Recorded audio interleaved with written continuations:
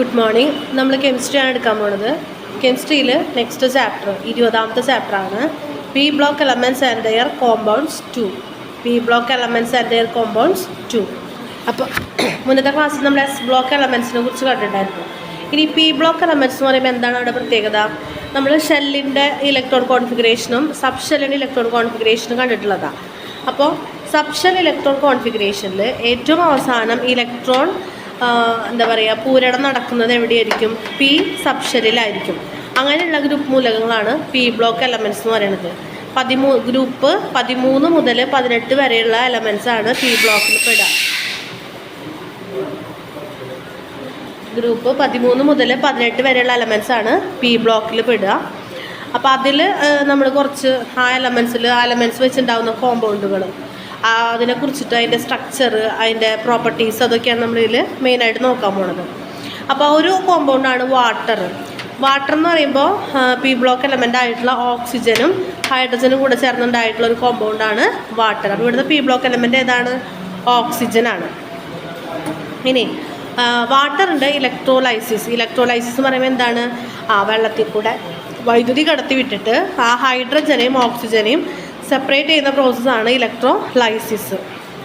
ഇനി ഓക്സിജൻ്റെ മെയിൻ യൂസസുകൾ നോക്കാം. ഓക്സിജൻ്റെ യൂസസ് ഫോർ മെഡിക്കൽ പർപ്പസസ് അറിയാമല്ലേ, നമ്മൾ ഓക്സിജൻ സിലിണ്ടറിലൊക്കെ ഓക്സിജൻ യൂസ് ചെയ്യുന്നുണ്ട്. ഇനി അയൺ ആൻഡ് സ്റ്റീൽ ഇൻഡസ്ട്രിയിൽ, റോക്കറ്റ് ഫ്യൂവൽസിൽ, അതുപോലെ തന്നെ ബ്ലീച്ചിങ് പർപ്പസസിന് യൂസ് ചെയ്യുന്നുണ്ട്.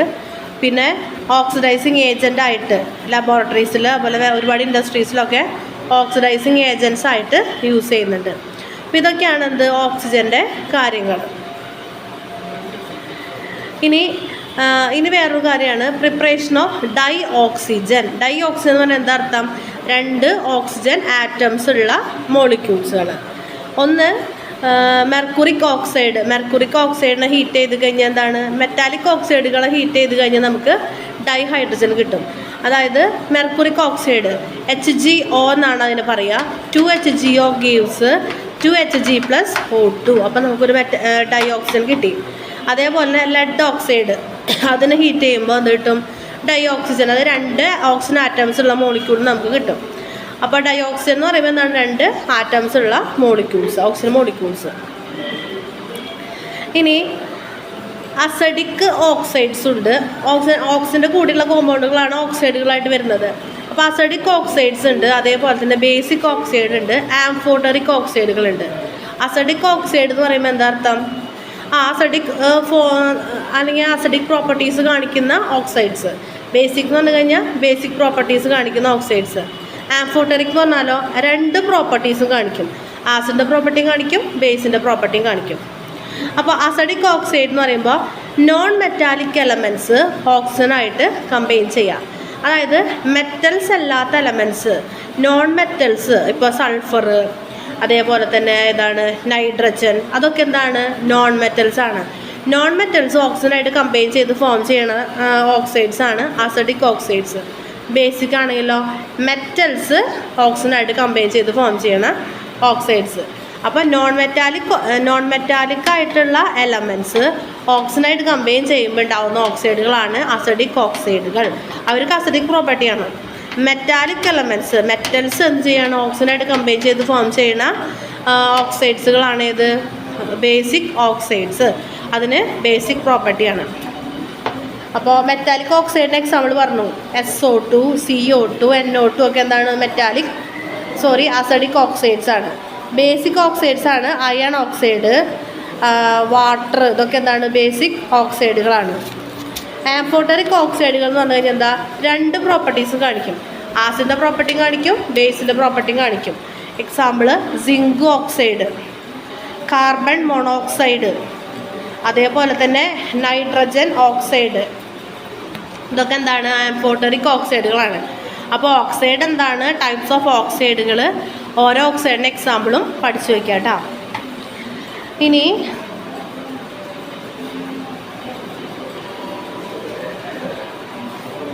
നമുക്കിതിൽ നോക്കാനുള്ളത് ഓസോണിനെ കുറിച്ചിട്ടാണ്. ഓസോൺ എന്ന് പറയുമ്പോൾ എന്താണ്? O3, 3 ഓക്സിജൻ മോളിക്യൂളുള്ള കോമ്പൗണ്ടാണ് ഓസോൺ എന്ന് പറയുന്നത്. 3 ഓക്സിജൻ മോളിക്യൂളുള്ള കോമ്പൗണ്ടാണ് ഓസോൺ എന്ന് പറയുന്നത്. എന്താണ് ഓസോണിൻ്റെ യൂസസ് നോക്കാം.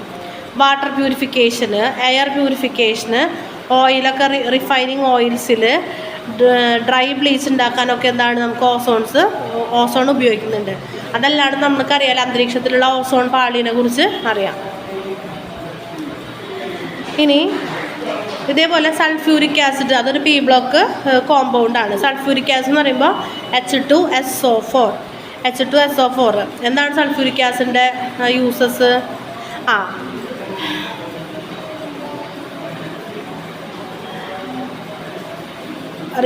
ഷുഗർ റിഫൈനിങ്ങിന് വേണ്ടിയിട്ട്, അതുപോലെ റഫ്രിജറൻ്റ് ആയിട്ട് ലിക്വിഡ് സ്റ്റേറ്റ് അതിനെ ലിക്വിഫൈ ചെയ്തിട്ട് റഫ്രിജറൻ്റ് ആയിട്ടൊക്കെ അത് ഉപയോഗിക്കുന്നുണ്ട്. ഇനി സൾഫ്യൂരിക് ആസിഡ് വ്യാവസായികമായിട്ട് നിർമ്മിക്കുന്ന ആ ഒരു പ്രോസസ്സിനെയാണ് കോണ്ടാക്ട് പ്രോസസ്സ് എന്ന് പറയാം. ഇനി സൾഫ്യൂരിക് ആസിഡ് ഇൻഡസ്ട്രിയലായിട്ട് വ്യാവസായികമായിട്ട് നിർമ്മിക്കുന്ന പ്രോസസ്സാണ് കോണ്ടാക്ട് പ്രോസസ്സ്. അപ്പോൾ അതെങ്ങനെ നടക്കണേ എന്നുള്ളത് ഇമ്പോർട്ടൻ്റ് ആണ്. കോണ്ടാക്ട് പ്രോസസ്സ് പഠിക്കണേണ്ട. കോണ്ടാക്ട് പ്രോസസ്സ് ഒന്നെന്താണ് അതിൻ്റെ പോയിന്റ് വരുന്നത്, അത് സൾഫ്യൂരിക് ആസിഡ് ഇൻഡസ്ട്രിയലി നിർമ്മിക്കുന്ന പ്രോസസ്സാണ്. അപ്പോൾ ആദ്യം എന്ത് ചെയ്യും, ഇതിൽ സൾഫർ അറ്റ്മോസ്ഫിയറിൽ അല്ലെങ്കിൽ അറ്റ്മോസ്ഫിയറിക് ഓക്സിജനായിട്ട് റിയാക്ട് ചെയ്യും. എങ്ങനെ റിയാക്ട് ചെയ്യുക? സൾഫറിനെ വായുവിൽ വെച്ച് കത്തിക്കും. സൾഫർ വായുവിൽ വെച്ച് കത്തിക്കുമ്പോൾ എന്തുണ്ടാവും? സൾഫർ ഡൈ ഓക്സൈഡ് ഉണ്ടാവും. ഈ സൾഫർ ഡൈ ഓക്സൈഡിനെ പിന്നെയും അറ്റ്മോസ്ഫിയറിക് ഓക്സിജനായിട്ട് ഓക്സിഡൈസ് ചെയ്യുമ്പോൾ സൾഫർ ട്രയോക്സൈഡ് ഉണ്ടാവും. അതായത് ആദ്യം സൾഫറിനെ വായുവിൽ വെച്ച് കത്തിച്ചിട്ട് സൾഫർ ഡൈ ഓക്സൈഡ് ഉണ്ടായി. ഈ സൾഫർ ഡൈ ഓക്സൈഡിനെ പിന്നെയും അറ്റ്മോസ്ഫിയറിക് ഓക്സിജനായിട്ട് ഓക്സിഡൈസ് ചെയ്തിട്ട് സൾഫർ ട്രൈ ഓക്സൈഡ് ഉണ്ടായി. അപ്പോൾ ഈ ഒരു പ്രോസസ്സിന് ഇവിടെ ഒരു കാറ്റലിസ്റ്റ് സഹായിക്കുന്നുണ്ട്, ഒരു ഉൾപ്രേരകം സഹായിക്കുന്നുണ്ട്. അതാണ് വനേഡിയം പെൻഡോക്സൈഡ് എന്ന് പറയുക. വനേഡിയം പെൻഡോക്സൈഡിൻ്റെ പ്രസൻസിൽ 720 കെൽവിൻ ടെമ്പറേച്ചറിലാണ് ഈ സൾഫർ ഡൈ ഓക്സൈഡ് പിന്നെയും എന്ത് ചെയ്യുക? അറ്റ്മോസ്ഫിയറിക് ഓക്സിജനായിട്ട് റിയാക്ട് ചെയ്തിട്ട് സൾഫർ ട്രൈ ഓക്സൈഡ് ഉണ്ടാവുക. ഇനി മൂന്നാമത്തെ സ്റ്റെപ്പ് എന്ന് പറയുമ്പോൾ ഇങ്ങനെ ഉണ്ടായിട്ടുള്ള സൾഫർ ട്രൈ ഓക്സൈഡ് ഉണ്ടല്ലോ, ആ സൾഫർ ട്രൈ ഓക്സൈഡ് എന്ത് ചെയ്യും? അത് ഗ്യാസാണ്. ആ ഗ്യാസ് കോൺസെൻട്രേറ്റഡ് H2SO4 അബ്സോർബ് ചെയ്തിട്ട് ഒലിയം എന്ന് പറയുന്ന ഒരു കോമ്പൗണ്ട് ഉണ്ടാവും. ഒലിയം എന്ന് പറയുമ്പോൾ H2S2O7.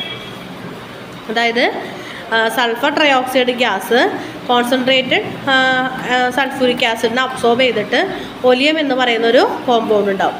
ഈ ഒലിയത്തിന് എന്ത് ചെയ്യുക? നമ്മൾ വാട്ടറിൽ ഡൈല്യൂട്ട് ചെയ്യുമ്പോൾ നമുക്ക് എന്ത് കിട്ടും? സൾഫ്യൂരിക് ആസിഡ് കിട്ടും. ഒലിയത്തിനെ വാട്ടറിൽ ഡൈല്യൂട്ട് ചെയ്യുമ്പോൾ നമുക്ക് സൾഫ്യൂരിക് ആസിഡ് കിട്ടും.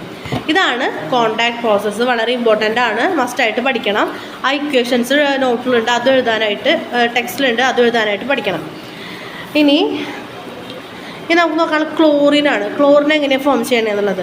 ക്ലോറിൻ ഫോം ചെയ്യേണ്ടത് നമ്മുടെ സോഡിയം ക്ലോറൈഡ്, ഉപ്പുണ്ടല്ലോ, സോഡിയം ക്ലോറൈഡും അതേപോലെ തന്നെ സൾഫ്യൂരിക് ആസിഡും മാംഗനീസ് ഡയോക്സൈഡും കൂടെ റിയാക്ട് ചെയ്യുമ്പോൾ, sodium chloride, sulphuric acid, manganese dioxide, ഈ 3 കോമ്പൗണ്ടും കൂടെ കെമിക്കൽ റിയാക്ഷനിൽ ഏർപ്പെടുമ്പോൾ നമുക്ക് എന്ത് കിട്ടും? മാംഗനസ് സൾഫേറ്റ്, അതേപോലെ അതിൻ്റെ കൂടെ എന്ത് കിട്ടും? ക്ലോറിൻ കിട്ടും. അപ്പോൾ വേറെ ഒന്നും പഠിക്കേണ്ട.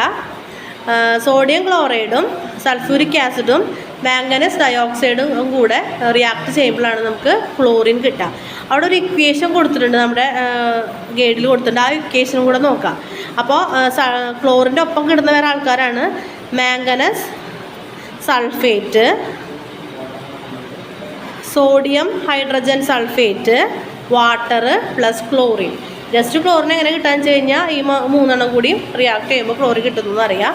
ഇക്വേഷനായിട്ട് ചോദിക്കുകയാണെങ്കിൽ ആ ഇക്വേഷൻ പഠിക്കാം. ഇനി ക്ലോറിൻ്റെ യൂസസുകൾ. ക്ലോറിൻ എങ്ങനെയാണ്? Chlorine monoxide, chlorine dioxide, common oxides ആണ്. യൂസ് അല്ല കോമൺ ഓക്സൈഡ്സ്. ക്ലോറിൻ്റെ മോണോക്സൈഡ് ഉണ്ട്, ഡയോക്സൈഡ് ഉണ്ട്, ഹെക്സോ ഓക്സൈഡ് ഉണ്ട്, ഹെപ്റ്റോ ഓക്സൈഡ് ഒക്കെ ഉണ്ട്. ഇനി ക്ലോറിൻ്റെ മെയിൻ യൂസ് എന്താണ്? ബ്ലീച്ചിങ് പൗഡറിലാണ് ക്ലോറിൻ യൂസ് ചെയ്യുന്നത്.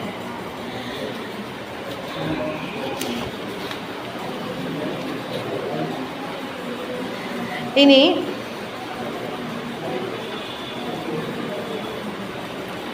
അപ്പോൾ ഇത്രയാണ് നമുക്ക് മെയിനായിട്ട് ഈ ചാപ്റ്ററിൽ പഠിക്കാനുള്ളത്. അപ്പോൾ അതിൽ ഏറ്റവും ഇമ്പോർട്ടൻ്റ് എന്താണ്? സൾഫ്യൂരിക് ആസിഡിൻ്റെ ആ ഇൻഡസ്ട്രിയൽ സൾഫ്യൂരിക് ആസിഡ് ഉണ്ടാക്കുന്ന പ്രോസസ്സ് ഏതാണ്? കോണ്ടാക്ട് പ്രോസസ്സ് പഠിക്കണം. പിന്നെ ക്ലോറിൻ എങ്ങനെ ഉണ്ടാവുന്നത് പഠിച്ചു വയ്ക്കണം. പിന്നെ ഡിഫറെൻറ്റ് ടൈപ്സ് ഓഫ് ഓക്സൈഡ്സുകൾ, ഓക്സൈഡ് എന്താണ്, ഓക്സൈഡുകൾ ഡിഫറെൻറ്റ് ടൈപ്സ് ഏതൊക്കെയാണ്, അതിൻ്റെ എക്സാമ്പിൾസ്. ഇതാണ് ഇതിൽ മെയിനായിട്ട് വരുന്നത്. അപ്പോൾ ഇത് നന്നായിട്ട് പഠിക്കാം. അപ്പോൾ ടെക്സ്റ്റിൽ എന്തുണ്ട്, ഇതിൻ്റെയൊക്കെ ഇക്വേഷൻസ് ഉണ്ട്, കോണ്ടാക്ട് പ്രോസസ്സിൻ്റെയൊക്കെ ഇക്വേഷൻസ് ഉണ്ട്. ആ ഇക്വേഷൻസ് ടെക്സ്റ്റിൽ നോക്കിയിട്ട് എഴുതാനായിട്ട് പഠിക്കാം. ഇത്രയേ ഉള്ളൂ, നന്നായിട്ട് പഠിക്കാം. Thank you.